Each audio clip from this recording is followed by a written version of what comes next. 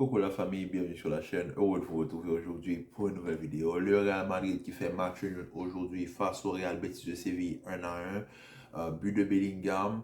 Euh, Premièrement, Bellingham est trop fort. Je pense que ça devient répétitif à la fin. Bellingham, c'est vraiment un joueur exceptionnel. Et la saison qu'il est en train de faire, vraiment, il est en train d'exposer son talent aux yeux du monde. Et franchement, Bellingham, il est exceptionnel dans le jeu, dans la création, à la récupération. Il est à la finition, il est partout. Et franchement, ce qu'il apporte à cette équipe, c'est cette bouffée d'air qu'il apporte au Real Madrid, sachant que le Real Madrid aujourd'hui a joué un match assez correct, même très correct. Mais on ne va pas se mentir, le Real Madrid n'a pas de finisseur. Et ça s'est vu aujourd'hui. Le Real Madrid a eu les occasions, mais il n'a pas eu, au niveau de la finition, ça a beaucoup pêché. Ça a beaucoup pêché. Rodrigo, déjà, il y a un but refusé pour hors-jeu, mais la combinaison entre ce trio, Bellingham, Rodrigo, Brahim Diaz, c'est exceptionnel. La combinaison, l'entente entre les trois, c'est fluide. Ça, vous voyez que ça joue en une touche, pap, pap, pap, ça arrive vite à se retrouver. C'était délicieux à voir jouer aujourd'hui, mais malheureusement, on sait tous que ce trio-là, il faut un finisseur. Donc, en fait, globalement, aujourd'hui, le Real Madrid a joué un bon match. Je ne vais pas me plaindre aujourd'hui du contenu. Certes, à la finition, on a pêché, mais ça, c'est depuis le début de saison. Le Real Madrid, c'est une équipe qui était en train de surperformer. Malheureusement, aujourd'hui, on a vu que dans les grands matchs, il nous faut évidemment un finisseur. Aujourd'hui, ce match nous a prouvé qu'une seule chose, qu'on a l'équipe, on a le collectif, on a la défense, on a un gardien qui est rassurant, qui est en la présence de Lounine, on a une défense qui est en bonne forme. Mendy aujourd'hui fait un match un bon match. On a juste Carval qui est absent, on met Lucas Vasquez, mais à la place de Lucas Vasquez, j'aurais peut-être commencé le match avec Nacho pour avoir plus de solidité défensive, même si Vasquez aujourd'hui ne fait pas un mauvais match, mais Vasquez, on sait tous que c'est pas son poste, ils ont passé par son poste, donc je ne peux pas le juger sur ses faits de match parce qu'il ne joue pas à son poste. Donc c'est comme si je vous dis, on évalue Cristiano Ronaldo en tant que défenseur central, c'est pas la même chose. Donc il faut faire les choses de la manière la plus cohérente possible.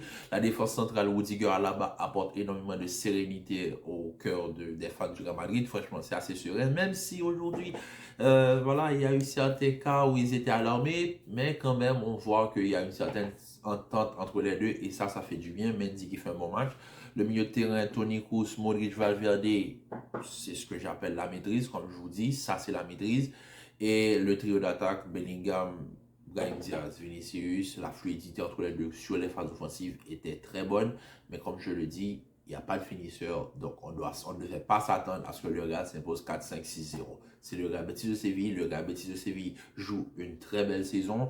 Ils n'ont pas encore totalement leur effectif au complet. Je parle surtout de Nabil Fekir. Mais aujourd'hui, on a pu revoir Isco. Isco qui a failli punir le Real Madrid en fin de match avec sa tête qui va mourir sur la barre. Et franchement, on se dit, on n'est pas passé loin d'une catastrophe, mais quand même, le Real Betis de Séville, c'est une très bonne équipe de Liga. On a vu un très beau match de Liga. La finition du côté du Real Madrid a énormément pêché. Ocelu, quand il est rentré, il n'a pas vraiment apporté. Comme je le dis, c'est pas un système qui est apte pour Ocelu. Au fait, il n'y a pas grand-chose à dire de ce match, en fait, de base, parce que le Real aujourd'hui, certes, ils auraient pu mieux faire, mais on sait tous que dès le début de saison, voilà quoi, on ne s'attendait pas à ce que le Real fasse ça. Et crédit à Ancelotti pour tout ce qu'il a pu apporter en cours de saison, les ajustements, le système avec lequel il a forcé à ce que nous, fans du Real Madrid, on finisse par accepter ce système. Même si on ne va pas se mentir, ce système est très défaillant, surtout pour les joueurs que tu possèdes, sachant que tu n'as pas moins de finisseurs, tu mises beaucoup sur les combinaisons, ça passe. Comme je le dis, Toni Kroos et Modric aujourd'hui, ça apporte dans la maîtrise de balle au niveau du milieu de terrain. Modric reste Modric, peu importe ce qu'on peut se dire, qu'il est âgé, voilà, etc., qu'il ralentit le jeu, ça fait rien. Modric reste Modric et Toni Kroos reste Toni Kroos. Donc, globalement, moi, si je devrais donner une note au match, une note au Real Madrid, j'aurais pu donner 7. Parce que, comme je le dis, dans le fond de jeu, dans ce qu'ils ont proposé, c'était bon. C'était pas mauvais en soi. Maintenant, ça pêche à la finition. mais on a commencé une saison avec un seul neuf. Et ce neuf-là n'avait pas le potentiel pour être titulaire. Donc déjà, malgré ça, on est quand même premier de Liga. On est premier de la Ligue des Champions. On n'a perdu qu'un seul match et c'est le match face à Atlético. On a remporté le Classico. On a remporté tous les grands matchs de la Ligue des Champions. Moi, je vais pas me plaindre de ce que j'ai vu aujourd'hui. Aujourd'hui, j'ai vu un Real qui a trébuché, certes, face au Betis de Séville. Un Real qui aurait pu creuser l'écart, sachant que Girona et Barcelone vont jouer demain. Donc, il aurait pu avoir un certain écart conséquent. Ils n'en ont pas profité. Mais, dans ce que j'ai vu aujourd'hui, l'entente avec le trio de devant, tu te dis que si tu ajoutes un attaquant que tu fais peut-être sauter, bon, ça me fait mal de le dire, mais tu fais sauter Modric, tu fais redescendre Bellingham à son poste de numéro 8, tu mets Brahim Diaz à son poste de numéro 10 et que tu apportes un Vinicius par exemple, Vinicius, Brahim Diaz, Rodrigo, on sait tous que ce que ce trio peut faire. On l'a vu face dans les derniers matchs, même face à Valence, ce trio fait très mal aux défenses adverses. Donc aujourd'hui, le trio Bellingham, Brahim Diaz, Rodrigo a très bien fonctionné. Moi, je me dis que ce qu'ils ont fait aujourd'hui, c'était acceptable. Brahim Diaz, la passe qu'il fait pour Bellingham, c'est, je ne vais pas dire digne de ce que ce coup ça fait pour lui, mais franchement, Brahim Diaz, le tempo, en plus, la passe est dosée. Bellingham, le contrôle est parfait. Plat du pied, sécurité, il n'y a rien à dire. Rodrigo aujourd'hui, bon, voilà, qui rate un but, mais vraiment de peu, ça passe à ça du poteau. C'est pas mauvais. Brahim Diaz aujourd'hui qui joue un match très acceptable. Donc, on se dit que il n'y a pas grand-chose à dire au fait à propos du Real Madrid. Collectivement parlant, on était présent. Défensivement parlant, on était présent. Offensivement parlant, on a répondu présent. Certes, il y a quelques manques, mais ça n'empêche pas que la prestation collective aujourd'hui a été très bonne. Donc moi, personnellement, de ce match, j'en retiens que oui, on perd 2 points. Oui, on aurait pu causer l'écart avec Girona.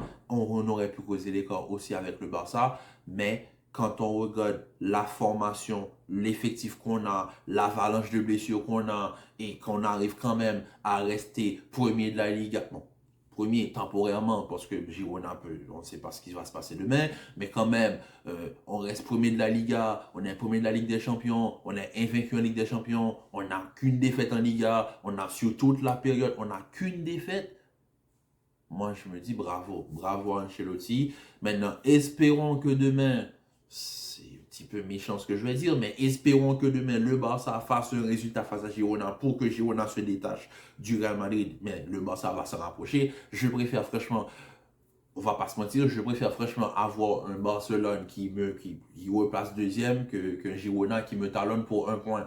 Donc je pense que c'est tout ce que nous fans, bon, pas tous fans du Real le souhaitent, mais quand même, pour la première fois, je souhaite que le Barça s'impose pour qu'on puisse s'écarter un peu de Girona, pour que Girona commence à prendre un petit peu de retard. C'est assez bizarre de le dire, mais bon, quand même, c'est comme ça. Donc, moi, sur ce, je vous dis à très vite pour une nouvelle vidéo parce qu'on va en parler de Manchester United qui vient de perdre 3-0 face à Bournemouth. Le mois de novembre vient de se terminer, on vient de commencer le mois de décembre et Erik Ten Hag a été nommé entraîneur du mois, pardon, pour le mois de novembre avec Manchester United. Harry Maguire a été nommé joueur du mois de novembre en Angleterre.